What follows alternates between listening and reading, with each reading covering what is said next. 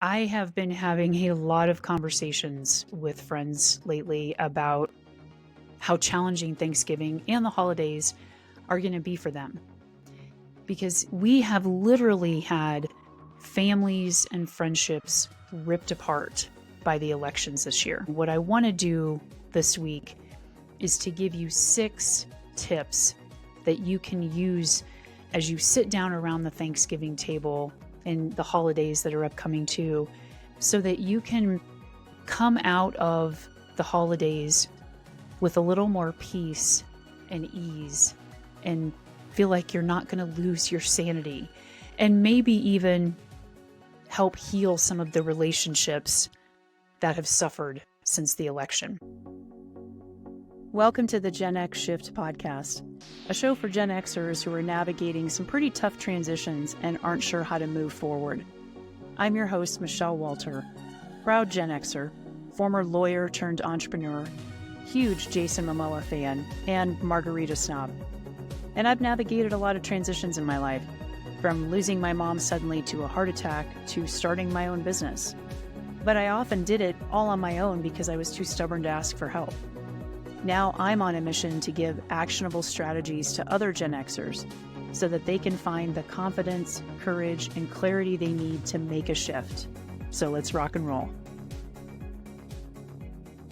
Hey Gen Xers, welcome back to the podcast. This week I have a special, super short, lightning fast episode for y'all to help you survive Thanksgiving post-election here in the United States. I have been having a lot of conversations with friends lately about how challenging Thanksgiving and the holidays are going to be for them. Because here in the States, we have literally had families and friendships ripped apart by the elections this year. And I don't want to get into the topics around why that is and what's happening. What I want to do this week is to give you 6 tips that you can use as you sit down around the Thanksgiving table and the holidays that are upcoming too, so that you can come out of the holidays with a little more peace and ease and feel like you're not going to lose your sanity, and maybe even help heal some of the relationships that have suffered since the election. So you might want to grab a pen and paper to take notes. I'll do up a quick little cheat sheet for you. So if you want to pause the audio, grab that free download and come back so that you can follow along. I invite you to do that. And on that note, although this episode is going to be on YouTube, as always, you're not going to see me on video because I actually had a different plan in mind for this week. I had another episode in the hopper that I was going to launch, and then something just spoke to me and said, let's do something different. Let's help people get through this Thanksgiving season, given everything that I've been hearing from folks. So because of that, I'm not camera ready. I didn't feel like getting camera ready for y'all. So you're just going to have a nice little video graphic as you watch on YouTube. And please make sure to hit that subscribe button, hit the like button, share this episode with your friends and family, and make sure to leave a comment and review because it helps to bump this episode up in the algorithm so that it can reach more people. So with that in mind, I want to give you this 6-part framework to focus on how you can navigate tricky or emotionally charged conversations that often pop up around the dinner table during the holidays. And these are going to be a combination of coaching and mindfulness practices, the 2 things that I specialize in doing. All right. Ready? Here we go. The first one is I want you to set your intentions before you arrive or before folks arrive at your house. Setting your intention can be a powerful way to keep you on track, to keep you grounded in what's important to you. What feels important about getting together with these people, about moving through the holiday. How do you want to feel after you have this big holiday get together?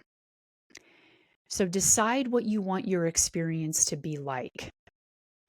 Maybe you want to focus on an intention of connection, connecting on a deeper level with the people around you. Maybe it's an intention to connect deeper with yourself. You can also set an intention of gratitude, noticing where you might feel gratitude in your body and what you might want to express gratitude for, and intend to keep that gratitude front and center as you sit down around the dinner table. Or maybe your intention is simply to have a drama-free day where you won't engage in the dialogue, the drama, the heated conversations. Take just a couple of minutes before people arrive at your house, to set a simple intention to remind you of what you want to tap into to keep you grounded and centered as you move through these conversations. So here's a mindfulness tip to help you do that. Before you walk in the door or before folks walk into your door, take 5 deep breaths. Inhale slowly through the nose and exhale gently and slowly through the mouth for longer than you inhaled. And as you inhale, repeat your intention to yourself. And as you exhale, let that intention settle in you. I've explained on the podcast before why it's important to do this kind of breath work and why it's important to exhale for longer than the inhale, because it actually helps to calm your nervous system. It's the longer exhale that can calm your nervous system. And by repeating your intention on the inhale, we're giving that intention space. And on the exhale, we're allowing it to settle into that space. So take 5 deep breaths, inhaling slowly, exhaling slowly for even longer, and repeating your intention on the inhale. Step 2, identify your triggers in advance. What do I mean by triggers? These are the things or the people that usually set you off. If there's a family member who always talks politics, identify that as a trigger. If there's a particular topic that gets you upset, allows you to feel unsettled or a little riled up, identify that in advance. The reason we want to identify the triggers in advance is so that we can prepare and have awareness ahead of time so that hopefully we won't get caught as off guard. Because sometimes if we're just in a conversation and it's flowing and something comes up that's triggering for us, it can catch us a little off guard. Now, you're not going to anticipate every single thing that's going to come up. You may not even anticipate every single person who's going to show up. But as much as you can, identify the kinds of things that set you off, that upset you, that dysregulate your nervous system. And name them, maybe even write them down ahead of time and identify them. Now, here's the mindfulness tip for dealing with those triggers so that you can respond wisely instead of reacting unwisely when those triggers come up. As you're identifying those triggers in advance, remember, notice how your body reacts when you're imagining those triggering situations or people. What are you noticing in your body? Do you notice a clenching in your jaw or your shoulders or your fists? Is there a feeling of uneasiness in your stomach? Do you feel like you're shrinking? Do you notice your posture maybe caving in a little bit, like you're trying to protect yourself from a potential threat?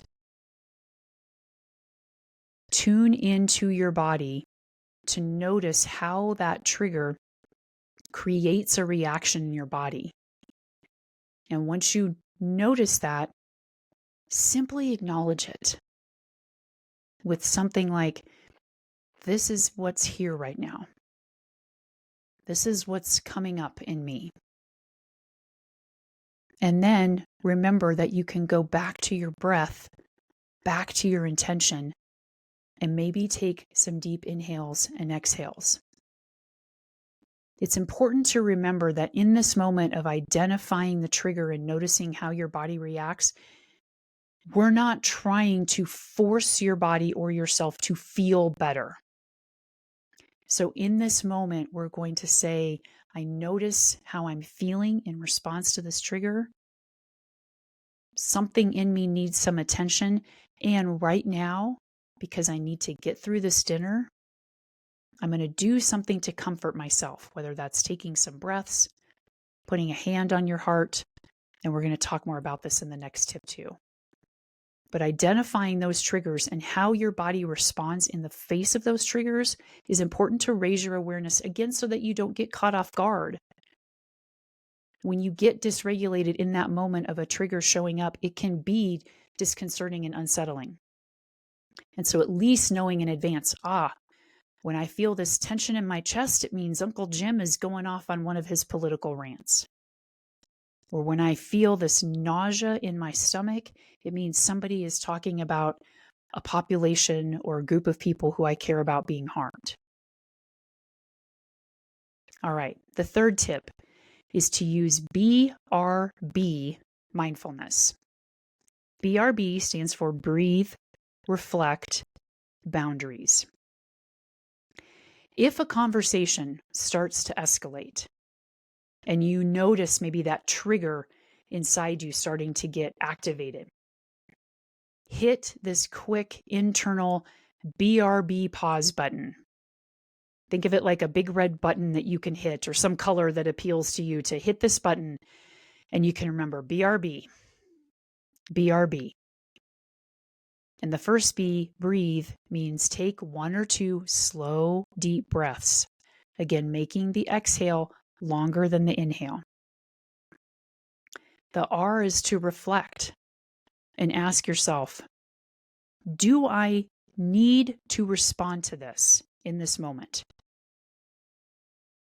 What do I hope to gain or accomplish by responding to what this person is saying? Start to reflect and get curious about why you may want to add fuel to this fire by engaging in this conversation. So do you need to respond, and what do I hope to gain? And then the last B is boundaries. Use a simple boundary setting that you can say to yourself, something like, I'd rather not get into that today. Or you can say this to the other people too. I'd rather not to get into that today. How's everything else going? Tell me about something good that's happening in your life. Or let's talk about your dogs. By verbalizing, setting that boundary with the person who's creating the triggering situation, you're steering the conversation in another direction that's probably better for the both of you. You don't have to tell the person, I need you to shut up, you're triggering me, stop talking about that stuff around me. You can start to steer the conversation in a different direction just by saying, I'd rather not get into that today. How's everything else going? Tell me about your bum knee. Tell me about your surgery. Tell me about something fun that you're working on or doing. Tell me about the last movie you watched. And if you really need to reset in that boundary, take a step outside for a few minutes, excuse yourself, go to the bathroom, set more of a boundary physically for yourself if you need to in that moment so that you can tune into your breath and do that reflection. The fourth tip is to try and find some neutral ground in the conversation. And this comes back to what I said just a little bit ago about maybe setting a boundary and saying, I'd rather not get into that today. How's everything else going? If things start to feel tense around the dinner table, like people are going to start throwing turkey at one another, try to pivot and steer the conversation to more neutral topics that actually bring people together and that you can find common ground in. Preferably not gossipy topics like talking about how cousin Charlotte can't get her shit together or lost her job or whatever it might be. Try to find some more uplifting, neutral topics that you can have common ground over, like some funny family memories. music, movies, shared hobbies, recipes that you want to get from people around your table. Be the person who reminds everyone that there's more to life than what's on the news. That we as human beings share more in common than we have in differences. So your mindfulness tip here is to stay curious. When you're truly curious, you're not judging. There isn't a manipulative nature to our curiosity. We're not trying to ask questions that get a response that we want. We're truly being curious. You're asking questions from a place of openness. And if someone sitting across the table from you senses that you're really curious and interested in what's going on for them, what movies have you seen? How's your health doing, Uncle Bob? That often diffuses the tension. So stay curious, ask curious, non-judgmental questions that can lead to more neutral topics for the conversation. The fifth tip is to be okay with not changing anybody's mind. And this can be hard because we often want to change people's minds. A lot of us are fixers. We think it's our responsibility to make people think differently, to change how they're feeling about a particular topic. And there's a lot I could say around that when it comes to mindfulness and coaching and shadow work and nonviolent communication. And for purposes of this Thanksgiving, let's set aside the urge to try to change anybody's mind. So start to recognize that Thanksgiving does not need to be a debate stage. Holidays don't have to be the place where you make your case for why the world should be different. There's plenty of other time to do that. The holidays can be an invitation to find that shared common humanity that we all have. It's not your job to educate or convert anyone in one meal. Your only job for this Thanksgiving is to take care of yourself first. Let go of any pressure to fix the conversation and do what we say in the coaching world, which is to clean up your own side of the street first.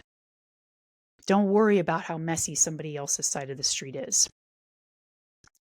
So your mindfulness tip here is to come up with a phrase that will help you remember that will help you remember to stay in that place of curiosity. Something like, it's okay to just listen, or I'm here to enjoy myself. Or you might even silently count to yourself before you say anything. Count to 5 or to 10, keep your mouth shut, and see if you still want to respond after you get done counting. I invite you to go back and listen to episode 20 of the podcast and my conversation with Jen Gergen about nonviolent communication. And remember something that she said. Self-empathize first.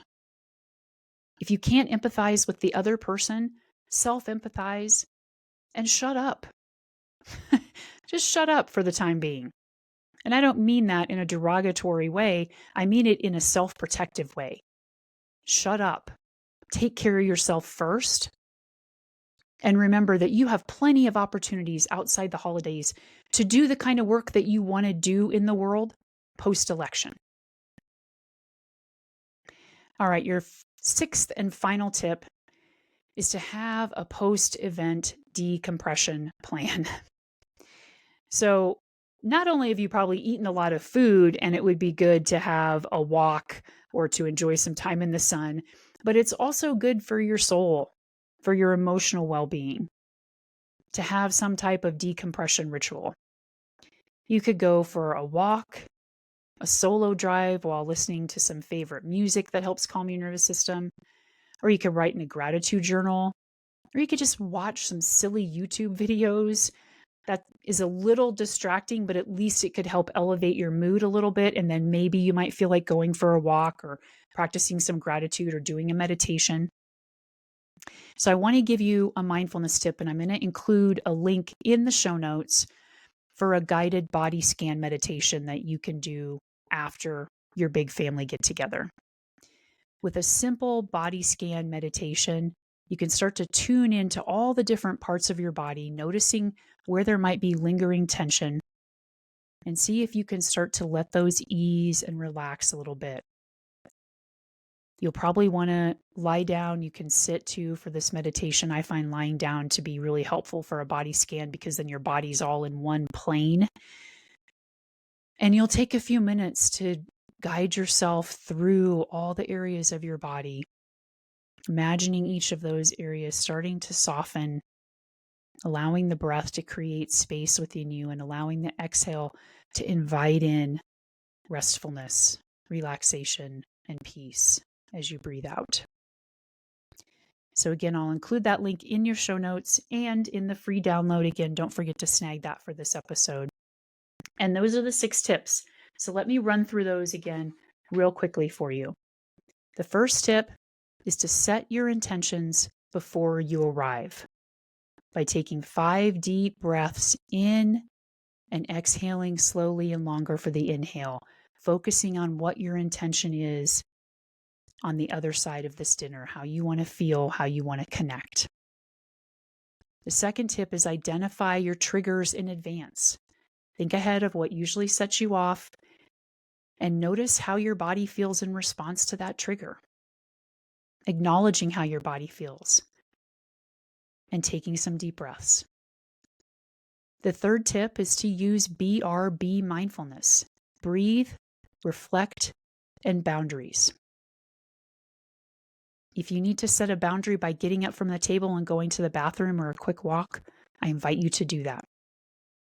The fourth tip is to find neutral ground in the conversations. If things start to feel tense, try and steer the conversation to new movies or somebody's surgery or something else that allows you to find common ground. The fifth tip is to be okay with not changing anybody's mind and to remember that it's not your job to fix everybody or anything at Thanksgiving. Thanksgiving and all of these holidays are a time to connect and remember your shared common humanity. You have plenty of time to try and fix things afterwards. And the sixth tip is to have a post-event decompression plan. To go take a walk, do a meditation, do the guided body scan that I'll put in the show notes. I want to wrap up by thanking you all for listening to this week, to wish you all a peaceful, easeful holiday, and to remind you to always start with yourself. I've had so many questions from people lately asking, what can we do? What can we do now? And my response is always to start with your damn self. Whatever it is that you're seeing out in the world that you think needs to be fixed is often a reflection of something that is in you or that you don't like in the world. So start to get curious about how you can address that in yourself first. Care for yourself. Give yourself resources and a support system so that you can go out in the world not only to do the important work that you want to do, but so that you can be an example of how we can truly connect to our shared common humanity.